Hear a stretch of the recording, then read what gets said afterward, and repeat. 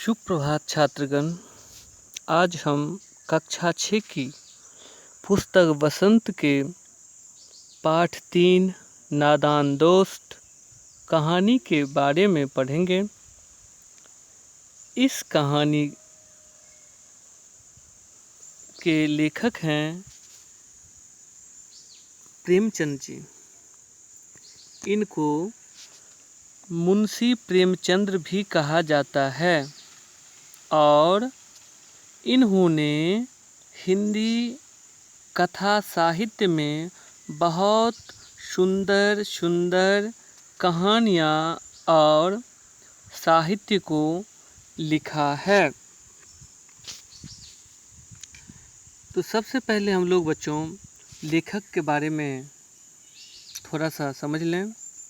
तो देखिए, प्रेमचंद जी थे उपन्यासकार। प्रेमचंद हिंदी और उर्दू के सर्वाधिक लोकप्रिय उपन्यासकार, कहानीकार एवं विचारक थे। उन्होंने सेवा सदन, प्रेमाश्रम, रंगभूमि, निर्मला, गबन, कर्मभूमि, गोदान आदि लगभग 1.5 दर्जन उपन्यास तथा कफन, पूस की रात, पंच परमेश्वर, बड़े घर की बेटी, बूढ़ी काकी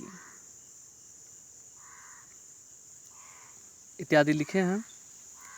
अब देखिए उनका जन्म उनका 31 जुलाई 1880 लामही वाराणसी में हुआ था।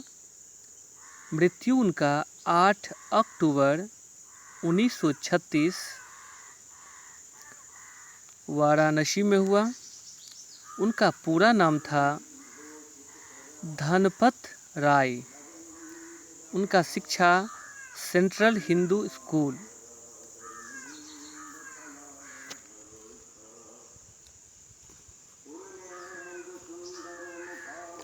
तो देखिए, अब कहानी को शुरुआत करते हैं।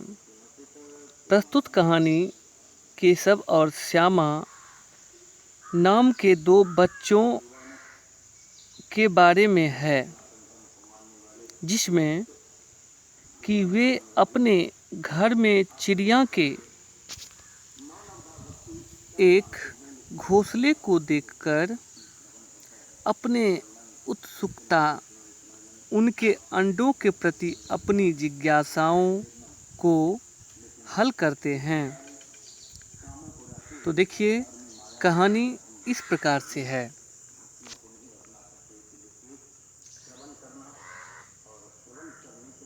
केशव के घर कार्निस के ऊपर एक चिड़िया ने अंडे दिए थे। केशव और उसकी बहन श्यामा दोनों बड़े ध्यान से चिड़िया को वहां आते जाते देखा करते। सवेरे दोनों आंखें मलते कार्निस के सामने पहुंच जाते और चिड़ा और चिड़िया दोनों को वहां बैठा पाते। उनको देखने में दोनों बच्चों को न मालूम क्या मज़ा मिलता। दूध और जलेबी की सुध भी न रहती थी। दोनों के दिल में तरह तरह के सवाल उठते।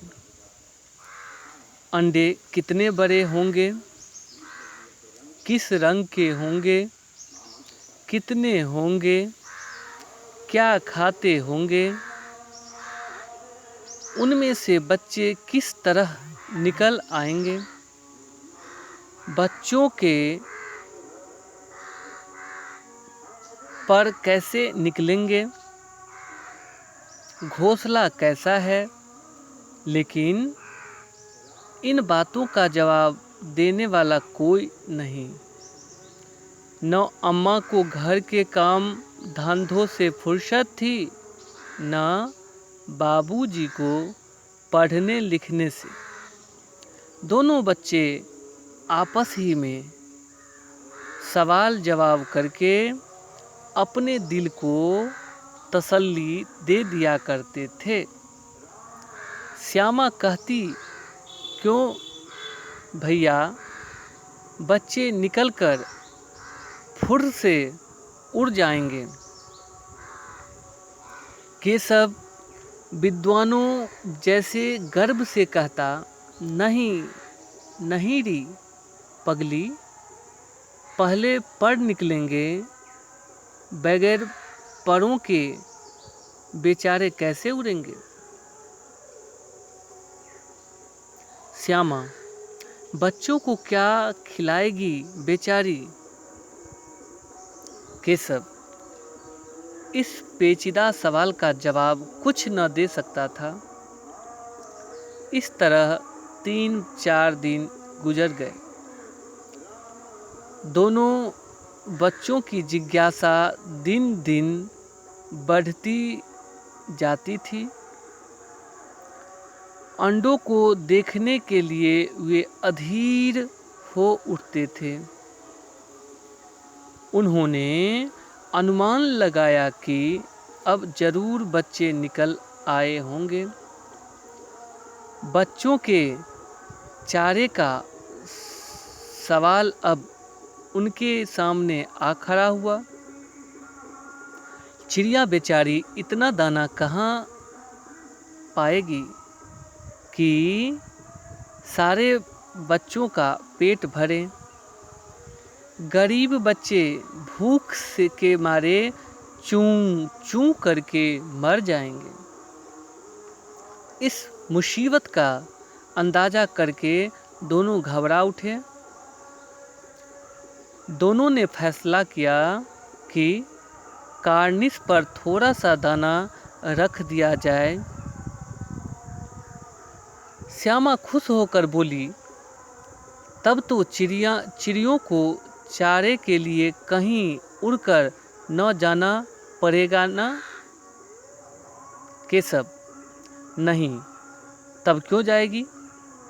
श्यामा, क्यों भैया, बच्चों को धूप न लगती होगी। केशव का ध्यान इस तकलीफ की तरफ न गया था। बोला, जरूर तकलीफ हो रही होगी। तो देखिए बच्चों, तकलीफ का मतलब होता है कष्ट, दुख। बेचारे प्यास के मारे तड़पते होंगे।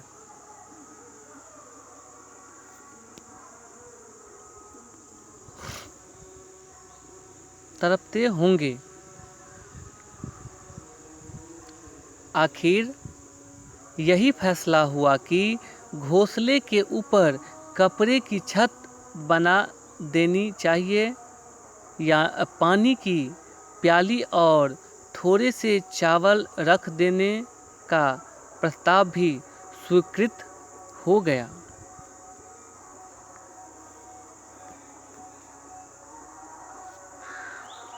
दोनों बच्चे बड़े चाव से काम करने लगे। श्यामा माँ की आंख बचाकर मटके से चावल निकाल लाई। केशव ने पत्थर की प्याली का तेल चुपके से जमीन पर गिरा दिया और उसे खूब साफ करके उसमें पानी भरा। अब चांदनी के लिए कपड़ा कहाँ से आए।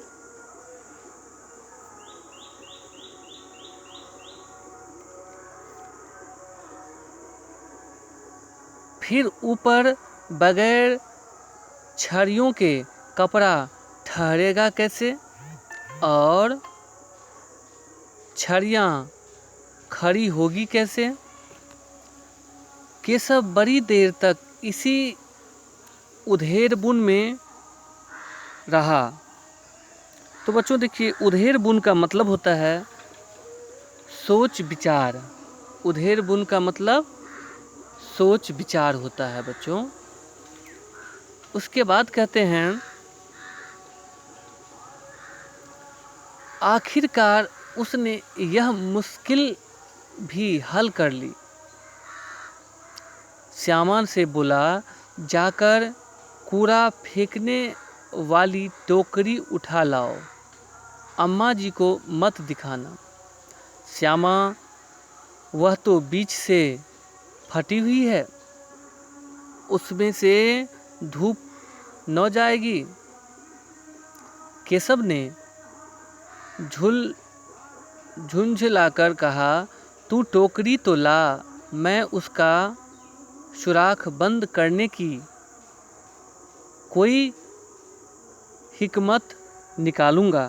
तो बच्चों देखिए, हिकमत का मतलब होता है उपाय। हिकमत का मतलब उपाय होता है बच्चों।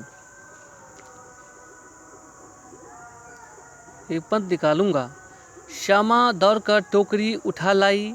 केशव ने उसके सुराख में थोड़ा सा कागज ठूस दिया और तब टोकरी को एक टहनी से टिकाकर बोला, देख, ऐसे ही घोंसले पर उसकी आड़ कर दूंगा, तब कैसे धूप जाएगी। श्यामा ने दिल में सोचा, भैया कितने चालाक हैं। गर्मी के दिन थे, बाबूजी दफ्तर गए हुए थे, अम्मा दोनों बच्चों को कमरे में सुलाकर खुद सो गई थी, लेकिन बच्चों की आंखों में आज नींद कहाँ। अम्मा जी को बहलाने के लिए दोनों दम रोके, आंखें बंद किए, मौके का इंतजार कर रहे थे। ज्यों ही मालूम हुआ कि अम्मा जी अच्छी तरह से सो गई, दोनों चुपके से उठे और बहुत धीरे से दरवाजे की सिटकनी खोलकर बाहर निकल आए। अंडों की हिफाजत की तैयारियां होने लगी। केशव कमरे से एक स्टूल उठा लाया, लेकिन जब उससे काम न चला तो नहाने की चौकी लाकर स्टूल के नीचे रखी और डरते डरते स्टूल पर चढ़ा। श्यामा दोनों हाथों से स्टूल पकड़ी हुई थी। स्टूल चारों टांगों बराबर न होने के कारण जिस तरफ ज़्यादा दबाव पाता था, जरा सा हिल जाता था। उस वक्त केशव को कितनी तकलीफ उठानी पड़ती थी, यह उसी का दिल जानता था। दोनों हाथों से कार्निश पकड़ लेता और श्यामा को दबी आवाज़ से डांटता, अच्छी तरह पकड़ वरना उतरकर बहुत मारूंगा। मगर बेचारी श्यामा का दिल तो ऊपर कार्निश पर था। कार्निश का मतलब होता है बच्चों, दीवार के ऊपर आगे बढ़ा हुआ भाग।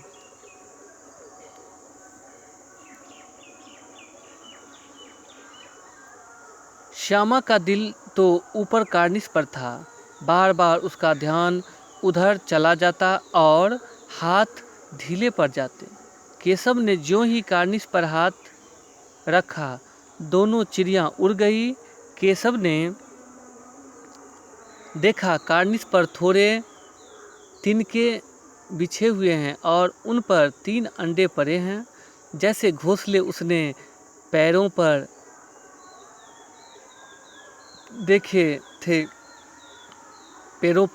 देखे थे, वैसा कोई घोंसला नहीं है।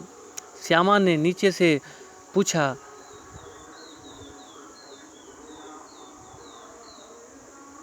कितने बच्चे हैं भैया। केशव, 3 अंडे हैं, अभी बच्चे नहीं निकले। श्यामा, जरा हमें दिखा दो भैया, कितने बड़े हैं? केशव, दिखा दूंगा, पहले जरा चिथड़े ले आ, नीचे बिछा दूं। बेचारे अंडे तिनकों पर पड़े हैं। श्यामा दौड़कर अपनी पुरानी धोती फाड़कर एक टुकड़ा लाई। केशव ने झुककर कपड़ा ले लिया। उसकी कई तह करके उसने एक गद्दी बनाई और उसे तिनकों पर बिछाकर तीनों अंडे धीरे से उस पर रख दिए। श्यामा ने फिर कहा, हमको भी दिखा दो भैया। केशव, दिखा दूंगा, पहले जरा वह टोकरी तो दे दो, ऊपर छाया कर दूं।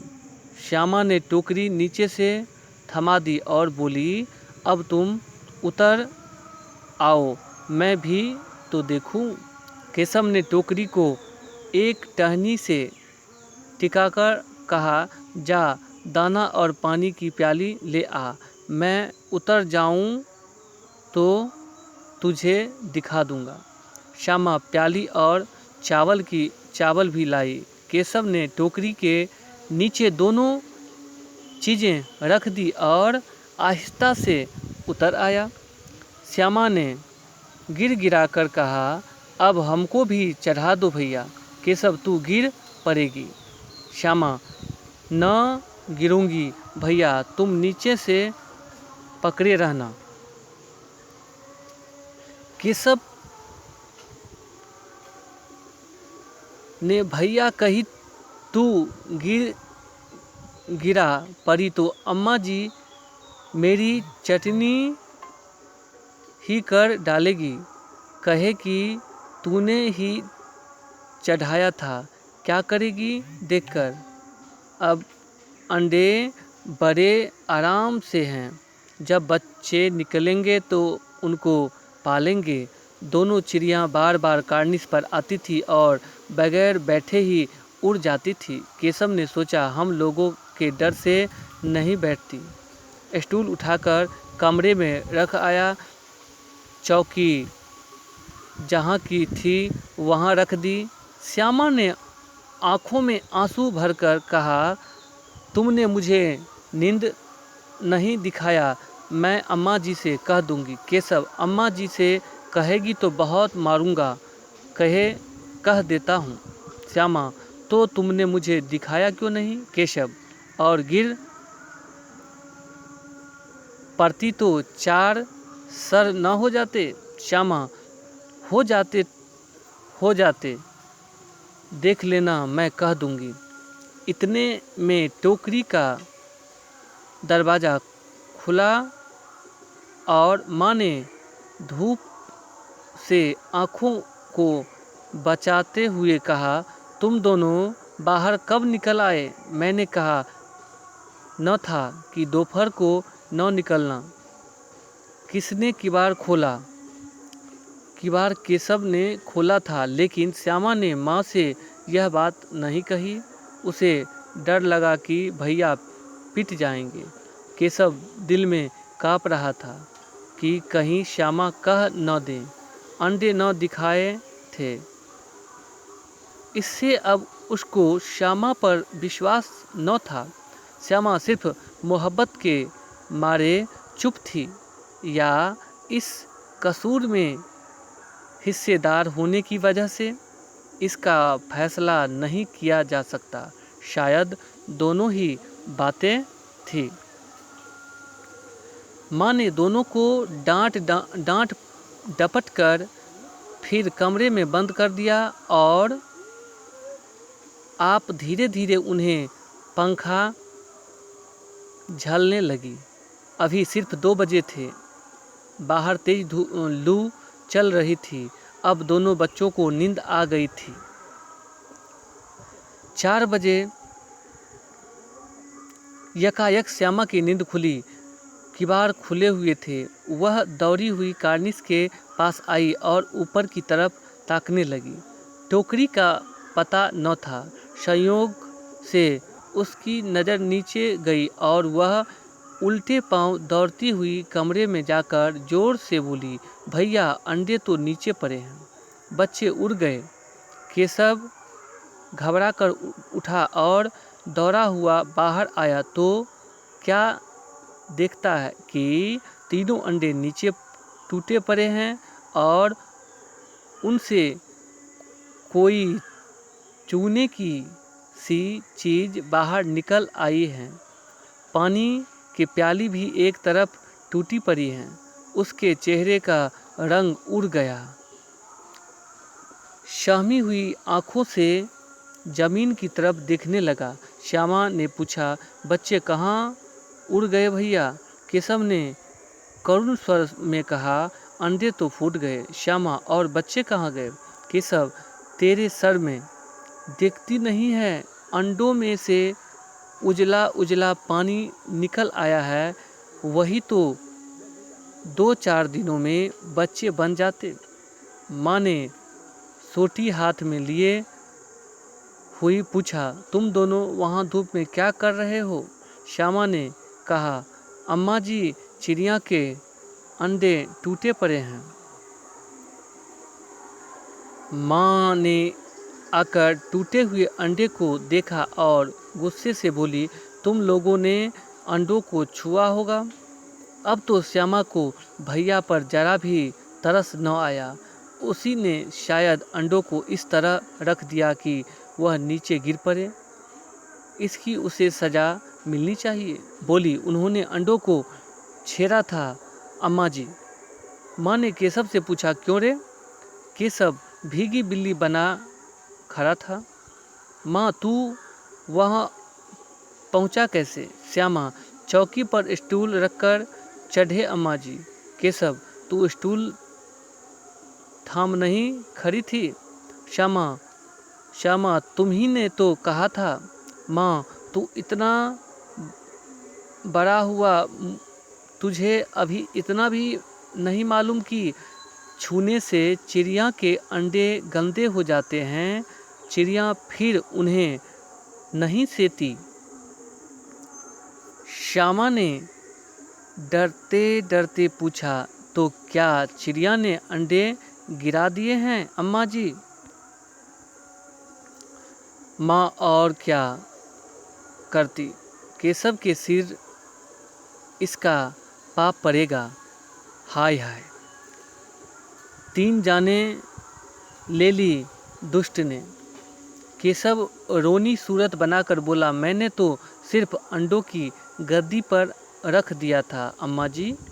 माँ को हंसी आ गई, मगर केशव को कई दिनों तक अपनी गलती पर अफसोस होता था। अंडों की हिफाजत करने के जोग में उसने उसका सत्यानाश कर डाला। इसे याद कर वह कभी कभी रो पड़ता था।